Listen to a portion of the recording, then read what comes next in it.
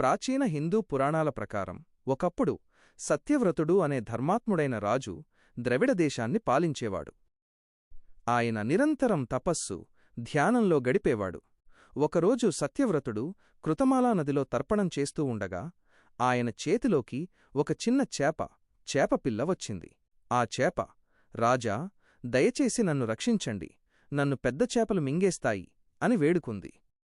దాని కరుణావాక్యాలకు చలించిపోయిన సత్యవ్రతుడు ఆ చేపను తన కమండలంలో వేసుకొని తన ఆశ్రమానికి తీసుకెళ్లాడు. ఆ తరువాత ఆ చేప రోజురోజుకు పెరిగి పెద్దదై కమండలంలో ఇమడలేకపోయింది. అప్పుడు సత్యవ్రతుడు దానిని ఒక పెద్ద మట్టికుండలో ఉంచాడు. కొద్దికాలం తర్వాత అది మట్టికుండకు కూడా పెద్దదైపోయింది. అప్పుడు సత్యవ్రతుడు దానిని ఒక పెద్ద సరస్సులో ఉంచాడు.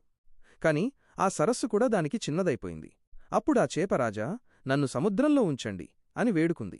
దాని కోరిక మేరకు సత్యవ్రతుడు ఆ చేపను సముద్రంలో వదిలిపెట్టాడు.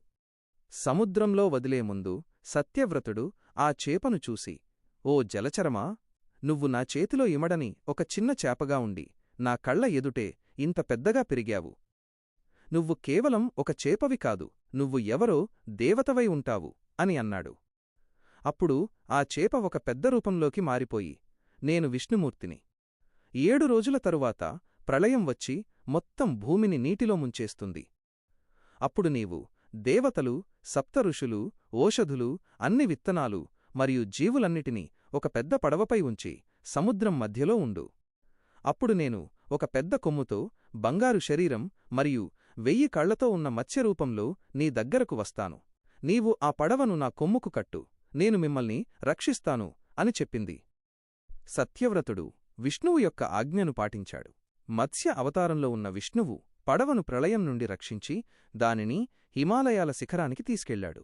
ప్రళయం తరువాత విష్ణువు తన అసలు రూపంలోకి వచ్చి సత్యవ్రతుడికి సృష్టి రహస్యాలు, వేదాలు మరియు జ్ఞానాన్ని బోధించాడు. అప్పటినుండి సత్యవ్రతుడు మానవజాతికి రాజుగా ఉన్నాడు. ఈ కథ విష్ణువు తన భక్తులను రక్షించడానికి ఎటువంటి రూపంలోనైనా వస్తాడని తెలియచేస్తుంది.